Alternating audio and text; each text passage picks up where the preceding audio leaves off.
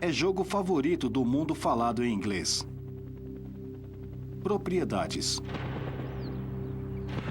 Hoje, as apostas no jogo são maiores do que nunca. O jogo original de propriedade que conhecemos hoje como banco imobiliário foi inventado em 1903 para expor a injustiça de um sistema social onde uma pequena minoria de proprietários acabou com uma maioria dos inquilinos. 30 anos depois, um encanador chamado Charles Darrow patenteou uma nova versão do jogo, com uma placa baseada aqui nas ruas de Atlantic City. Foi Darrow que introduziu as casinhas e hotéis. O que o jogo Banco Imobiliário nos diz, ao contrário das intenções do seu inventor, é que é inteligente ter propriedades. E é inteligente ter propriedades e ainda mais inteligente emprestar dinheiro para as pessoas que possuem propriedades. Isso porque a frase seguro como casas tem um significado muito especial no mundo das finanças. O que significa é que não há nada mais seguro do que emprestar dinheiro para as pessoas que possuem imóveis. Por quê? Bem, porque se falharem em honrar o empréstimo, você sempre pode reaver o imóvel. Mesmo se fugirem, a casa não pode. Tem mais. A obsessão do mundo que fala inglês com as propriedades tem sido a base para a experiência econômica e política única. A democracia dos proprietários imobiliários. Alguns dizem que é um modelo que o mundo todo deveria adotar. O crescimento dos grandes proprietários deu origem a uma nova era na história das finanças.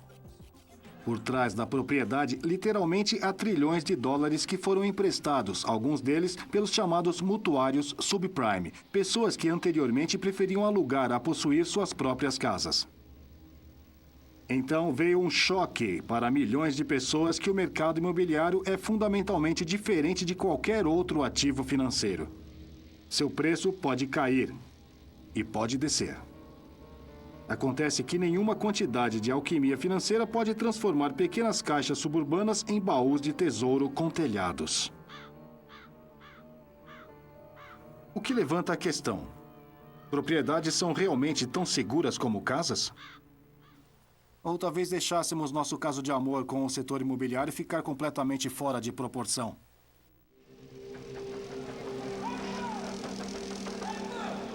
A ascensão do dinheiro. Seguro como casas.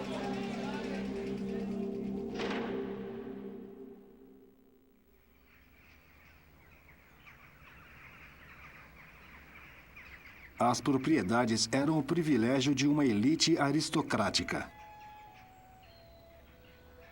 As propriedades foram passadas de pai para filho, juntamente com títulos e privilégios políticos. O resto era um mero inquilino, pagando aluguel ao seu proprietário. Até o direito de votar nas eleições era originalmente uma função dos donos das propriedades. Em um aspecto, não mudou muita coisa na Grã-Bretanha desde aqueles dias. Dos 60 milhões de hectares de terras britânicas, cerca de 40 milhões são de propriedade de apenas 189 mil famílias. A diferença é que eles já não monopolizam o sistema político. Na verdade, graças à reforma da Câmara de Londres, a nobreza hereditária está sendo eliminada do parlamento. Agora você pode explicar o declínio da aristocracia de muitas maneiras, mas até onde compreendo, o condutor principal eram as finanças.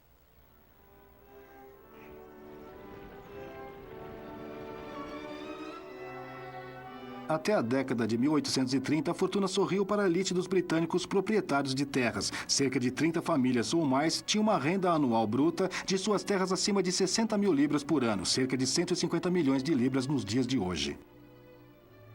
Com tais ativos de vastas propriedades os apoiando e uma renda da agricultura em expansão, era difícil ver como a aristocracia poderia deixar de florescer. No entanto, ao ignorar uma verdade fundamental sobre a propriedade, seu próprio declínio foi assegurado.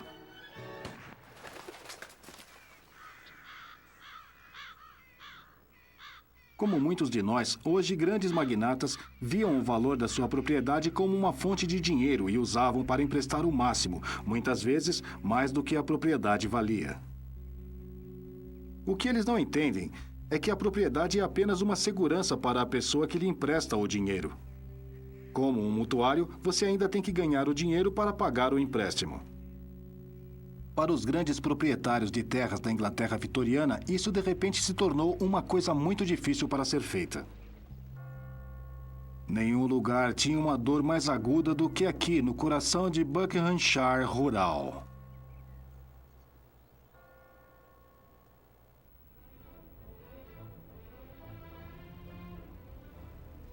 Há algo inegavelmente magnífico sobre este enorme palácio neoclássico Stowe House, indiscutivelmente a maior residência privada construída na Inglaterra no século XVIII. Basta olhar para estes pilares escaliola extraordinários ou o impressionante teto elíptico de gesso.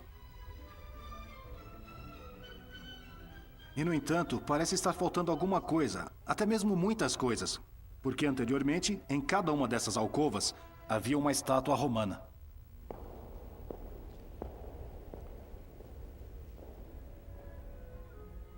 As requintadas lareiras georgianas foram arrancadas e substituídas por lareiras padrão como esta. Por quê? Como a mais imponente das casas senhorais, se tornou em uma mera casca de si mesma? A resposta é: esta casa pertencia à principal vítima dos primeiros acidentes das propriedades modernas, Richard Plantagenet Temple Nugent Bridges Chandler Grenville, segundo Duque de Buckingham. Stowe era apenas uma parte do vasto império de imóveis do Duque. Ao todo, ele possuía em torno de 67 mil hectares na Inglaterra, Irlanda e Jamaica. Essas propriedades imensas pareciam mais do que adequadas para suportar seu estilo de vida extravagante. Ele gastava dinheiro como se pudesse sair de moda. Amantes, filhos ilegítimos, qualquer coisa que ele sentisse que era compatível com a sua posição como um duque do reino.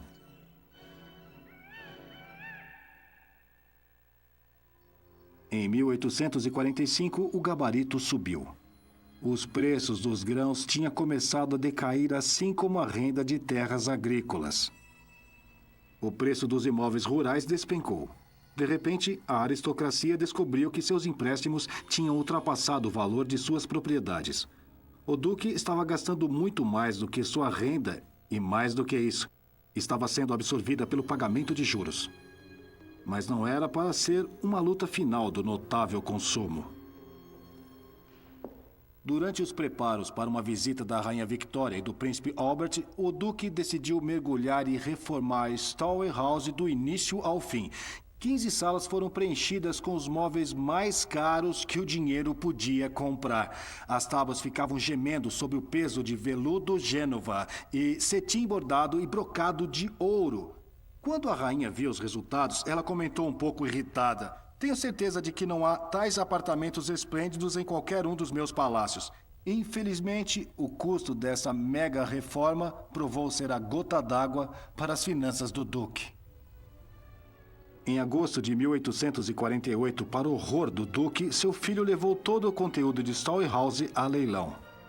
Agora seu lar ancestral e imponente estava aberto para uma multidão de caçadores de pechinchas, dando lances pela prata, vinho e porcelana. Hoje, Stowe é uma escola privada.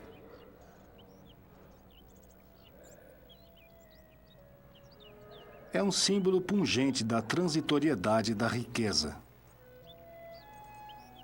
No mundo moderno, aconteceu que trabalho regular e uma renda estável importavam mais do que um título herdado, independente de quantos acres você era dono. Divorciado pelo seu longo sofrimento e muitas traições de sua esposa escocesa, cuja totalidade do guarda-roupa havia sido apreendida por agentes do xerife em Londres, o Duque foi finalmente forçado a abandonar Stowe e se mudar para uma casa alugada. Ele ganhava seus dias em seu clube Carlton, escrevendo uma sucessão de memórias altamente confiáveis e incorrigivelmente perseguindo atrizes e esposas de outros homens. A queda do Duque de Buckingham foi uma espécie de prenúncio de uma nova era democrática em que todos os adultos dariam votos, mesmo se fossem donos de uma mansão ou se pagassem aluguel de um apartamento humilde. Conforme as fortunas aristocráticas da agricultura diminuíam, as franquias eram ampliadas. No entanto, o advento do sufrágio universal não significava que possuir propriedades havia se tornado universal. Pelo contrário, como recentemente em 1938, menos de um terço do mercado imobiliário do Reino Unido estava nas mãos de proprietários ocupantes. Foi do outro lado do Atlântico que a primeira verdadeira democracia de proprietários imobiliários iria surgir. E nasceria a maior crise financeira já vista.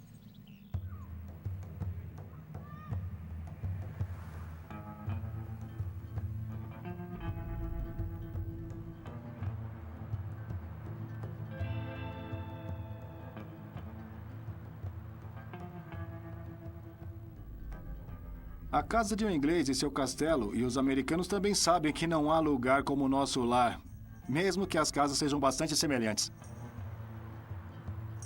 Hoje em dia, subestimamos o direito universal de possuirmos nossa própria casa.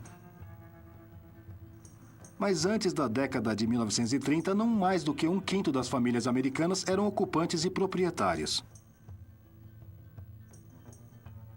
Se o antigo sistema de classes com base na elite de donos de propriedades era distintamente britânico, a revolução que criou uma nova democracia da propriedade de terras nasceu de uma grande crise financeira americana.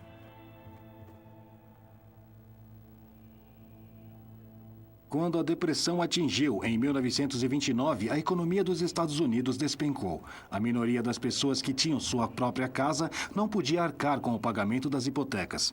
Os inquilinos também se forçavam para pagar o aluguel, quando tudo o que tinham pela frente era desemprego. Em nenhum outro lugar, os efeitos da depressão foram mais dolorosos do que em Detroit. Logo, a indústria automobilística aqui empregava apenas metade do número de trabalhadores que tinham em 1929, e com metade do salário. Em 1932, os despossuídos de Detroit estavam cansados. Em 7 de março, 5.000 trabalhadores demitidos pela Ford Motor Company marcharam à fábrica para exigir seguro-desemprego. O que seguiu forçaria os americanos a repensar completamente sua atitude em relação às propriedades.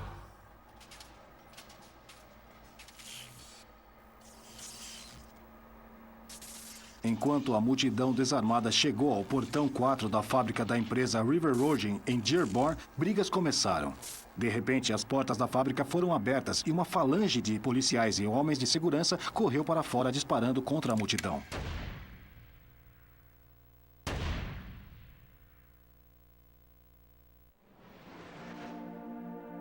Cinco trabalhadores foram mortos. Dias depois, 60.000 pessoas cantaram a International em seus funerais.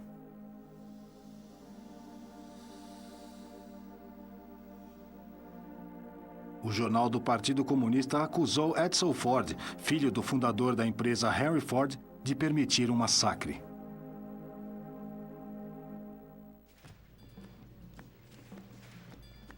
Poderia ser feito alguma coisa para neutralizar o que estava começando a parecer uma situação revolucionária, colocando os Fords e suas grandes propriedades contra seus antigos empregados sem posse alguma?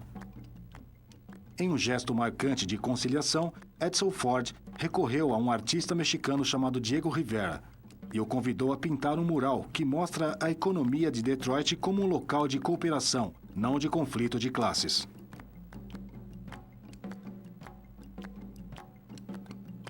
Diego Rivera foi um comunista ao longo da vida. Seu ideal era de uma sociedade em que não haveria propriedade privada, onde os meios de produção seriam de propriedade comum.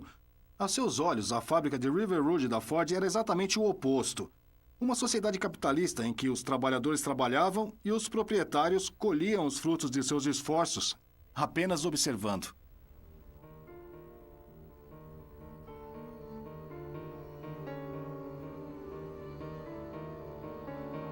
Quando os murais foram revelados em 1933, dignatários da cidade ficaram horrorizados. Eles viam como propaganda comunista. Uma farsa sobre o espírito de Detroit.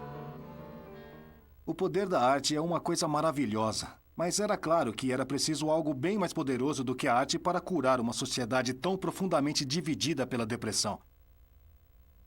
Outros países se voltaram para os extremos do totalitarismo, mas nos Estados Unidos a resposta foi o New Deal, que incluía um novo acordo sobre a habitação aumentando radicalmente o número de norte-americanos que poderiam esperar ser donos de suas próprias casas. A administração Roosevelt foi a pioneira na ideia de uma democracia de propriedades imobiliárias. Ele provou ser o antídoto perfeito para a Revolução Vermelha.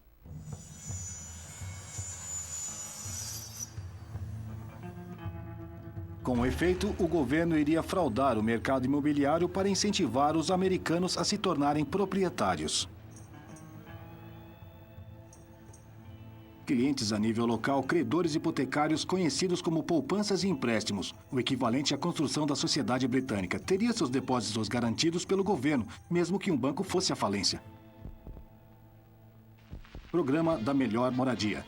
Fundamentalmente, uma nova administração federal de moradia foi criada para oferecer maior, mais duradouros e menores empréstimos a juros. Após a década de 1930, a maioria das hipotecas nos Estados Unidos foram fixadas para 20 ou 30 anos. Uma nova Associação Hipotecária Nacional Federal, apelidada de Fannie Mae, foi criada para criar um mercado nacional de empréstimo para a habitação. Este casal está passando por uma casa modelo agora. O marido aparentemente não está muito interessado nisso tudo, mas sua esposa está encantada com elementos convenientes como a resistente tábua de passar. Ao reduzir o custo mensal de uma hipoteca, essas reformas tornaram a casa própria possível para muitos norte-americanos, mais do que nunca. Ambos gostariam de ter esse lugar para chamar de seu. Casa modelo. Pena que não podem pagar. Ah, mas talvez eles possam. Pois, de acordo com essa placa, eles podem comprar a casa com pagamentos mensais que são menores do que pagam agora para alugar. Financiamento assegurado pelo governo. Não é exagero dizer que o moderno Estados Unidos, com seus subúrbios muito sedutores, nasceu dessa reforma do New Deal. A partir da década de 1930, então, o governo americano subscreveu efetivamente o mercado de hipotecas, juntando mutuários e credores. Essa foi a razão pela grande explosão na propriedade e dívida hipotecária nas décadas após a Segunda Guerra Mundial. Mas havia um porém. Nem todos na sociedade norte-americana tinham um convite para a festa dos proprietários imobiliários.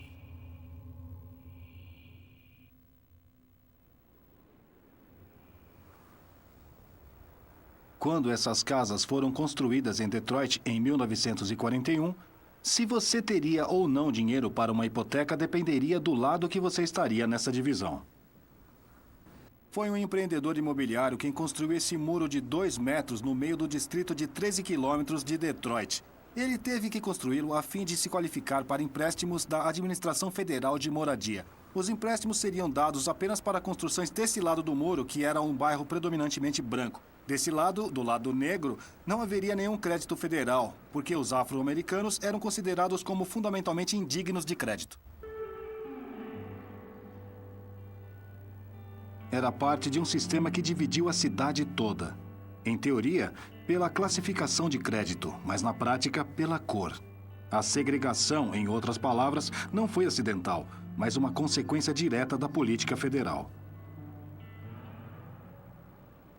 Este mapa do Conselho Federal de Empréstimo para Moradia mostra as áreas predominantemente de negros de Detroit, no Lower East Side. As chamadas colônias, como aonde estamos agora, em Burnwood Griggs, marcada com a letra D vermelha. Você pode ver que a prática de dar a bairros inteiros uma classificação negativa de crédito veio a ser conhecida como alinhamento vermelho. O resultado foi que, quando as pessoas aqui precisavam de hipotecas, teriam que pagar taxas de juros significativamente mais elevadas do que as pessoas na parte branca da cidade. Meio século mais tarde, as duas categorias de mutuário viriam a ser conhecidas simbolicamente como principal e subprincipal. Mas na década de 1960, essa divisão foi a dimensão financeira oculta da luta pelos direitos civis. Os negros deveriam ser excluídos da nova sociedade proprietária. Haveria um preço alto a se pagar por essa exclusão. Em 23 de julho de 1967, as propriedades em Detroit literalmente pegaram fogo. 4 dias de distúrbios, pilhagens e incêndio abalaram a cidade de Detroit, no pior surto de violência racial urbana desse ano. Raiva e discriminação econômica transbordaram em 5 dias de tumultos que deixaram 43 pessoas mortas. Significativamente, a maior parte da violência não foi dirigida contra pessoas, mas contra as propriedades. Quase 3.000 edifícios foram saqueados ou queimados.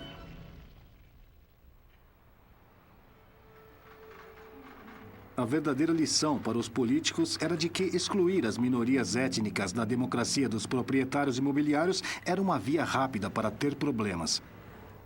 Para fazer as pessoas se sentirem partes interessadas no status quo da sociedade, era preciso fazê-los proprietários. De fato, ampliar a posse de propriedades pode até mesmo transformar os descontentes em conservadores. Essa foi uma lição que Margaret Thatcher rapidamente aprendeu. Aqui na Grã-Bretanha, a ideia da democracia de proprietários imobiliários tornou-se uma chave no conservadorismo de 1980. Vendendo habitações sociais com preços de pechincha, Thatcher assegurou que cada vez mais casais britânicos tivessem uma casa própria. Isso também significa que as pessoas mais do que nunca tinham hipotecas. Até os anos de 1980, os incentivos do governo para emprestar dinheiro e comprar uma casa faziam bastante senso para a família britânica comum. As taxas de juros relativamente baixas nos anos 60 e 70 e a taxa de inflação tenderam a subir, de modo que o valor real da dívida hipotecária tendeu a cair. Mas havia um ferrão na cauda. Os mesmos governos que professavam a fé na democracia da propriedade também estavam comprometidos com o combate à inflação. E isso significou o aumento das taxas de juros. A política britânica e americana de incentivar as pessoas a fazerem hipotecas e, em seguida, acionar taxas de juros levou o final dos anos 80 para um dos crescimentos mais espetaculares e impulsionados da história do mercado imobiliário. Para os anos 80, isso foi correspondente à crise subprime, na nossa época, a primeira, mas não a última vez que o mercado de hipotecas dos Estados Unidos ficou completamente enlouquecido.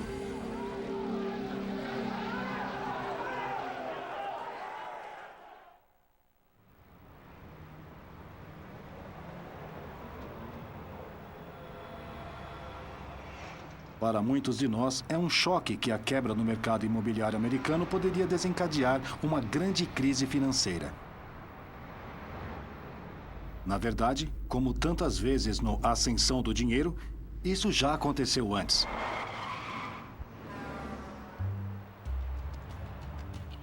Em março de 1984, os reguladores do governo americano receberam uma cópia de um vídeo mostrando quilômetros após quilômetros, casas e condomínios construídos pela metade ao longo da Interestadual 30, fora de Dallas, no Texas.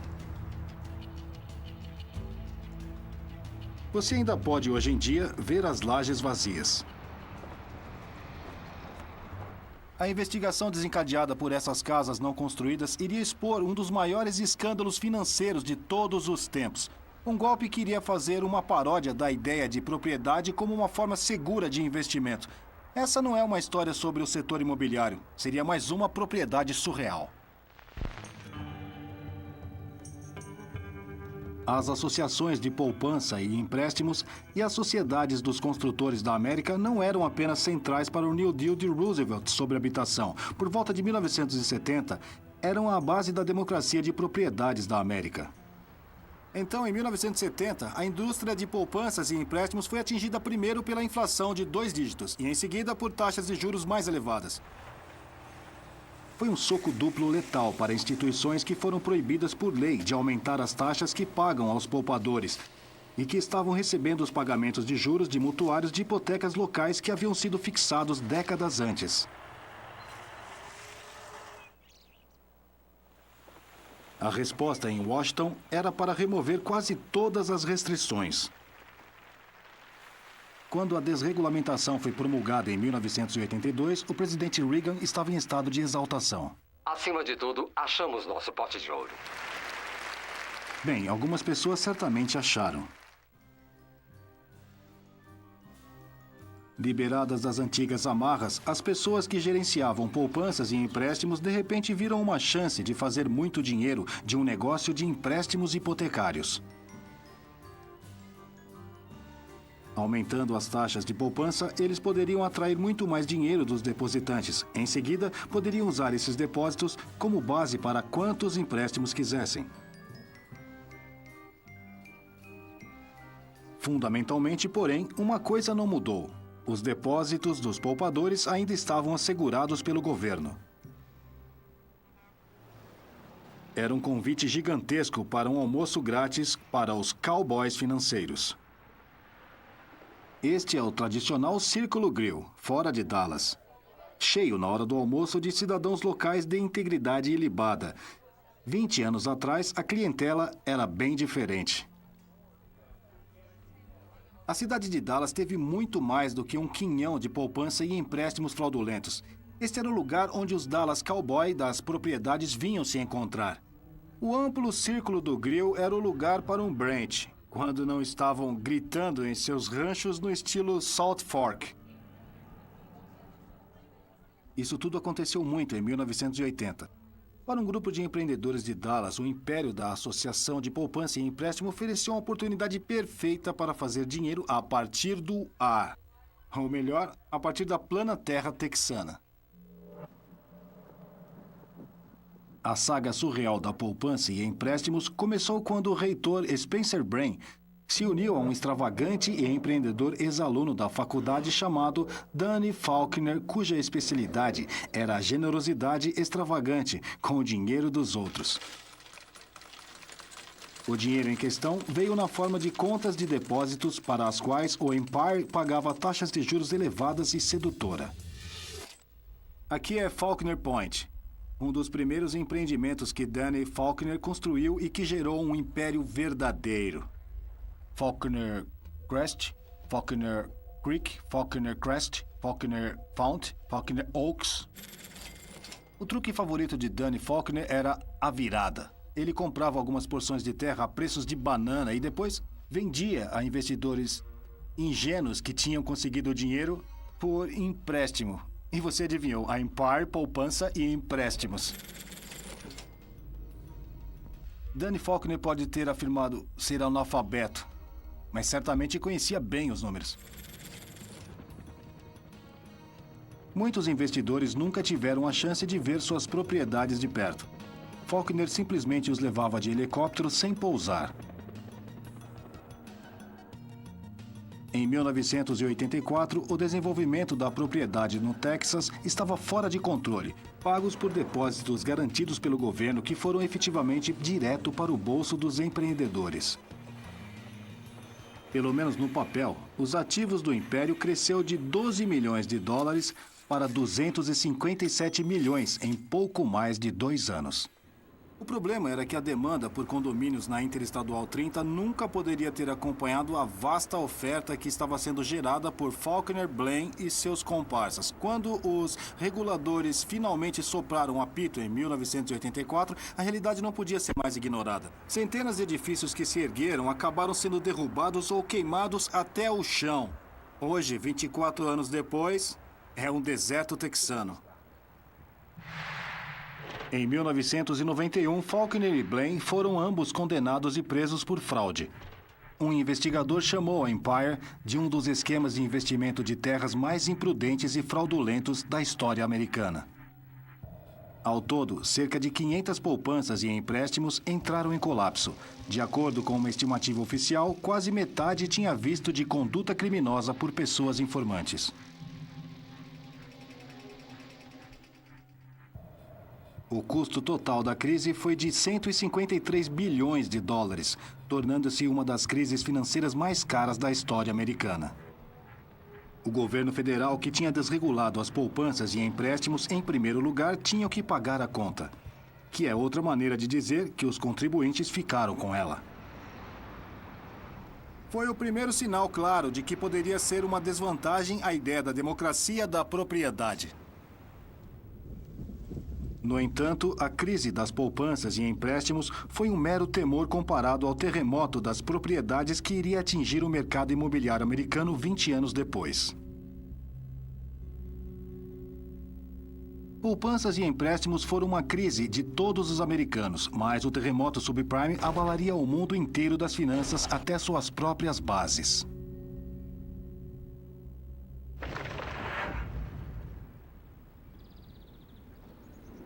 quando esse muro foi construído para dividir os proprietários brancos de locatários negros na década de 1940, para as famílias negras era praticamente impossível conseguir hipotecas.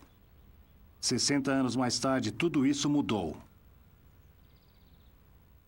Queremos que todos na América tenham sua própria casa, como o presidente George W. Bush declarou em outubro de 2002, desafiando credores a criar 5,5 milhões de novos proprietários minoritários até o final da década. Encorajados pelo governo federal a relaxar os padrões de empréstimos, as empresas de hipotecas invadiram áreas como esta, oferecendo todos os tipos de ofertas sedutoras.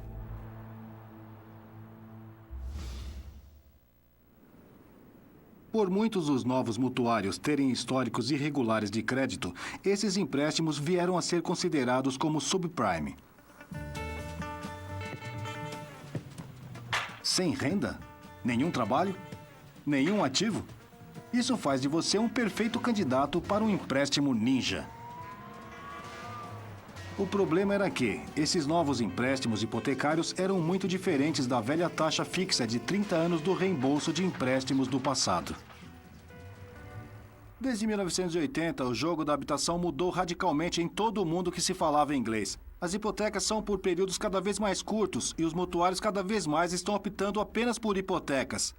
Isso faz com que as famílias sejam mais sensíveis do que costumavam ser na subida das taxas de juros. Então, como os credores não se preocupavam que esses mutuários subprime estivessem quase certos a padronizar as altas taxas de juros? A resposta a essa pergunta é a chave para a crise do subprime foi outra palavra com um S. Securitização.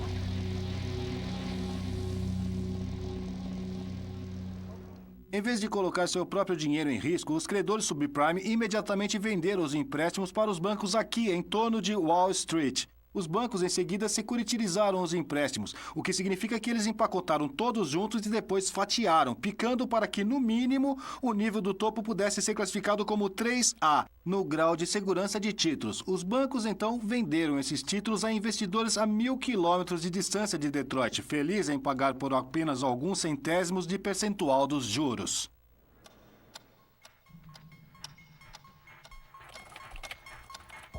A chave para a securitização foi a distância entre os mutuários de hipotecas em, digamos, Detroit, e as pessoas que acabaram por receber seus pagamentos de juros. No momento em que as pequenas cidades da Noruega comprassem esses títulos, não tinham ideia do que estavam realmente por trás de seu investimento. Alquimia financeira? Bem, foi um modelo de negócio que funcionou muito bem, uma vez que as taxas de juros se mantiveram baixas. As pessoas mantiveram seus empregos e os preços dos imóveis continuaram a subir.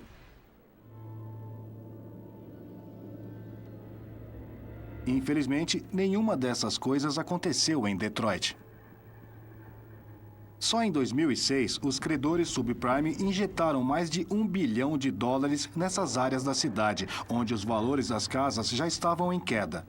E as taxas de hipoteca e desemprego já estavam subindo.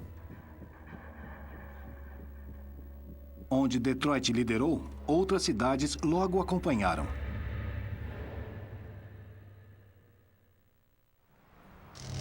Memphis, Tennessee.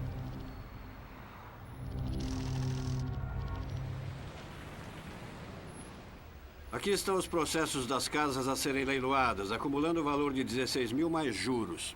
É quinta-feira, meio-dia. E estou testemunhando o ritual 2 vezes por dia aqui na escadaria do Palácio da Justiça de Memphis. Cerca de 30 casas estão prestes a serem leiloadas aqui, e a razão é que os credores hipotecários tomaram os imóveis dos proprietários por não terem mantido seus pagamentos dos juros. 16 mil mais os juros. Memphis está se tornando a cidade dos leilões hoje em dia. Nos últimos 5 anos, algo como 1 a cada 4 famílias recebeu uma notificação os ameaçando ser leiloado. Desde que o mercado de hipotecas subprime começou a azedar no início do verão de 2007, ondas de choque foram se espalhando por todos os mercados financeiros mundiais, acabando com alguns fundos de derivativos, obliterando vulneráveis bancos de investimento e custódia, custando centenas de bilhões de dólares aos sobreviventes. Banco Central da Argentina. Lembre-se do pilar do mercado de hipotecas de 1930, New Deal, Fannie Mae? Seu irmão mais novo, Fred Mac, cresceu para possuir ou garantir cerca de metade de todos os empréstimos hipotecários americanos. Em setembro de 2008, Fannie e Fred foram efetivamente nacionalizados para evitar um colapso total do mercado de hipotecas. Estabeleceu nomes de Wall Street como Bear Stearns, Lehman Brothers, Merrill Lynch, que desapareceram.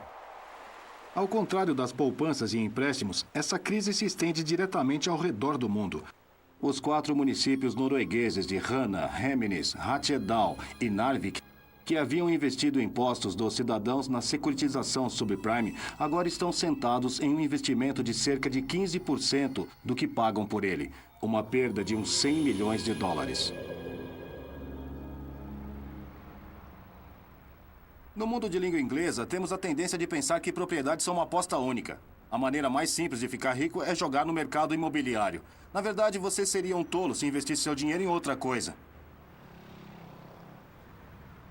Porém, o mais notável sobre essa suposta verdade é a forma como muitas vezes a realidade mente. Pois, como os mercados de ações, o imobiliário pode subir em valor apenas para entrar em colapso da maneira mais espetacular. Na Grã-Bretanha, entre 1989 e 1995, o preço médio da moradia caiu em 18%. Mas isso não foi nada comparado com o que aconteceu aqui, no Japão.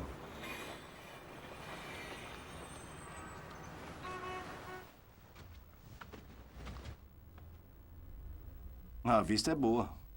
Decoração tanto quanto Austin Power. Estou amando isso. Essa é a caldeira. Certo, vamos direto ao assunto. Quanto esse lugar vai custar se eu oferecer o dinheiro agora? Isso. Seria algo em torno de 2 milhões de dólares. Certo, isso cerca de 1 milhão. 1 milhão de libras, eu compro esse apartamento lindo em Tóquio, então. E esse é um bairro elegante, certo? Isso pode soar muita coisa, mas na história japonesa recente, é uma verdadeira pechincha. Entre 1985 e 1990, os preços dos imóveis no Japão subiram em um fator de cerca de 3 vezes. Bancos caíram sobre si mesmos por enfrentarem essa onda.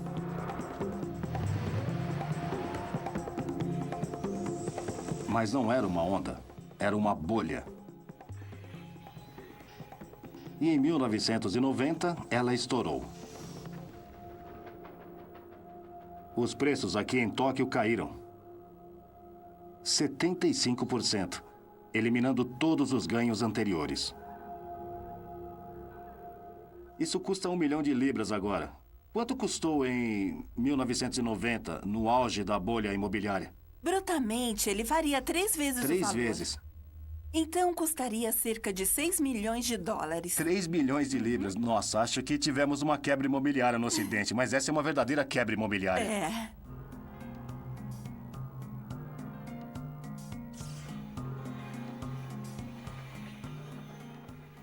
Então, não. Propriedades não são um investimento exclusivamente seguro. Os preços das casas podem cair, assim como pode subir. E como os ativos seguem, as casas são muito líquidas, e o que significa que você não pode liquidá-las se estiver com pressa, se passar por problemas financeiros. E isso é praticamente o lado negativo da ideia de uma democracia de propriedades. A questão agora é se nós, que falamos inglês, temos qualquer negócio para tentar exportar nosso modelo para o resto do mundo.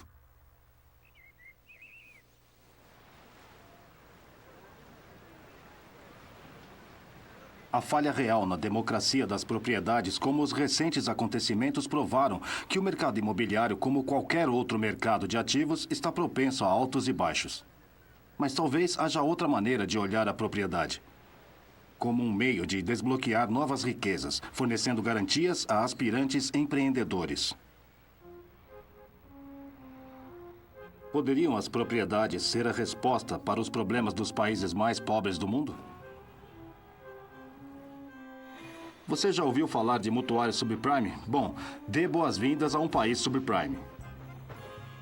A Argentina, onde a subrealização econômica tem sido um modelo de vida há um século.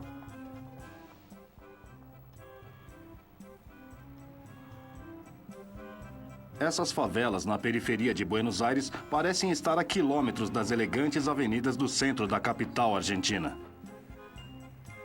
Mas as pessoas aqui são realmente tão pobres quanto parecem? Um homem não acreditou nisso. O economista peruano Hernando de Soto viu residências miseráveis como estas em países em desenvolvimento no mundo todo, representando literalmente trilhões de dólares de riqueza não realizada.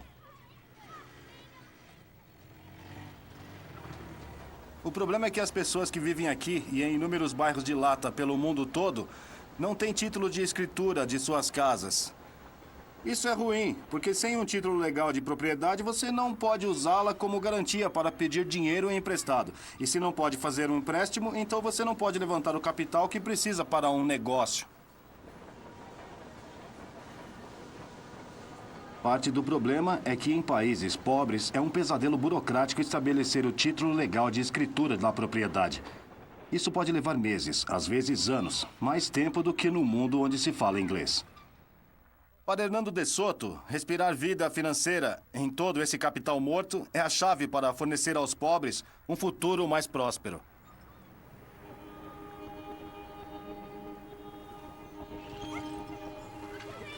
A favela de Quilmes, na periferia sul de Buenos Aires, oferece uma experiência natural para testar a teoria de Soto.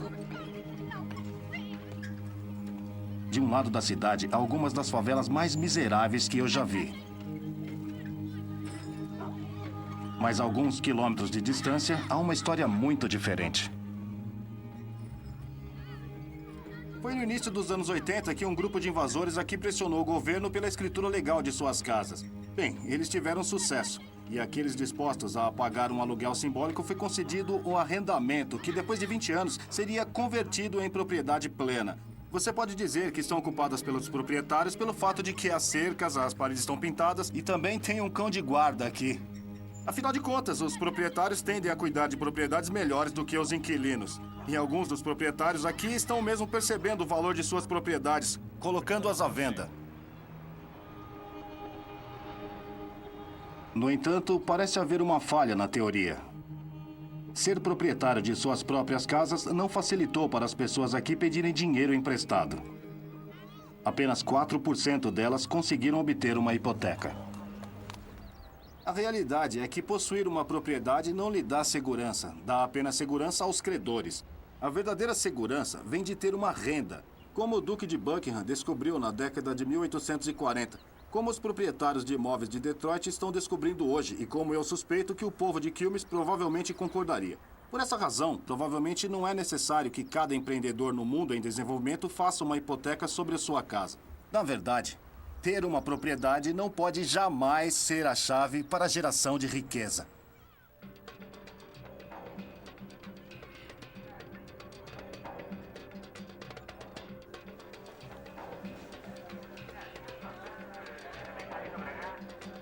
Esta é Betty Flores. Ela gerencia um pequeno café em El Alto, subúrbio pobre da capital boliviana, La Paz. Betty é uma entre um número cada vez maior de mulheres ao redor do mundo que fizeram empréstimos sem segurança alguma. Ela é a personificação de um novo movimento financeiro extraordinário conhecido como microcrédito. Você fez um empréstimo para montar esse café? ¿Has prestado dinero para empezar su empresa de servir cafecito y té? No, solo para hacer el mesón. Ah, tá. É pra fazer a base. Ela pediu dinheiro emprestado pra fazer a base. Ah, você paga. Você já pagou tudo? Allá, con esto mismo. Ela já pagou tudo com esse negócio há muito tempo. Ah, entendo. Histórias como o Ponto de Betty são uma das grandes revelações do movimento das microfinanças em um país como a Bolívia. Acontece que as mulheres são, na verdade, um risco de crédito melhor que os homens, com ou sem casa como garantia para o empréstimo. Está tudo bastante estampado no rosto da imagem convencional da mulher perdulária. Essas mulheres mal são o que você chamaria de bons riscos financeiros. Elas provavelmente têm apenas alguns dólares entre elas. No entanto, com nenhuma segurança, elas estão recebendo empréstimos. Aqui na Bolívia, credores têm percebido que a credibilidade pode ser de fato uma característica feminina. Carmen Velasco criou a ProMujer para fornecer financiamento aos pobres para as mulheres empreendedoras. Pelos empréstimos serem garantidos por propriedade, o desafio é fazer com que as mulheres paguem de volta. E elas pagam. Desde o primeiro dia, elas têm que saber que precisam pagar em dia, que tem taxas de juros e têm que saldar. Portanto, é um processo de aprendizagem e no início é difícil, porque elas não estão acostumadas a lidar com um empréstimo, mas pouco a pouco elas se acostumam com isso e se sentem muito orgulhosas quando pagam. Devo dizer que estou bastante impressionado com o que estou vendo aqui no ProMujer. Você pode sentir nesse ramo de atividade a transformação que o microcrédito tem trazido à vida dessas mulheres. E por trás de mim, você pode ver o resultado de tudo. Mulheres fazendo filas para pagar seus empréstimos pontualmente. Talvez seja a hora de mudar o slogan antigo de tão seguro como casas para tão seguro como as donas de casa. Claro que seria um erro supor que o microcrédito é uma espécie de fórmula mágica da economia.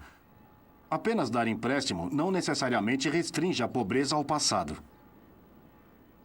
Mas então, apostar tudo em uma casa também não vai resolver as coisas.